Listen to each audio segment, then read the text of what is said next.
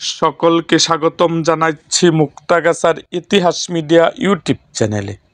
মুক্তাগাছার ইতিহাস media YouTube চ্যানেলে আজকের আয়োজনে থাকছে 5ই আগস্ট শেখ হাসিনা সরকারের পতনের পর আওয়ামী লীগ সরকারের অনেক এমপি, মন্ত্রী ও নেতা গ্রেপ্তার হন।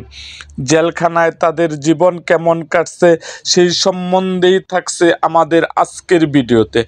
আজ থাকছে আওয়ামী লীগ সরকারের প্রভাবশালী মন্ত্রী দীপু মনির কারাগার জীবন সম্বন্ধে। তাহলে চলুন শুরু করি ভিডিওটা। কারাগারে একাই দিন কাটান দীপু মনি। দীপু মনির আইনজীবী ও স্বজনদের সঙ্গে কথা বলে জানা গেছে, কাশিমপুর কারাগারে নারীদের ভবনে রাখা হয়েছে দীপু মনিকে।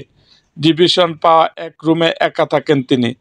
1 মাস আগে দীপু মনির সঙ্গে তার একমাত্র মেয়ে তানি দীপাবলি নওয়াজের দেখা হয়েছিল। এ সময় অজরে কাঁদেন সাবেক এ মন্ত্রী। তবে কিছুদিন আগে ডক্টর দীপু মনির স্বামী কারাগারের সামনে দীর্ঘ অপেক্ষা করলেও দেখা করার সুযোগ পাননি।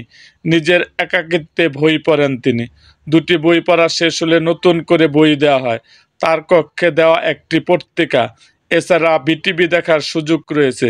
এছাড়া সকালে সেল খুলে দিলে কারাগারে উন্মুক্ত করিডোরে হাঁটতে বের হন তিনি। এ সময় কারাগারে থাকা পরিচিত অন্য আসামিদের সঙ্গে কথা বলার সুযোগ হয় তার।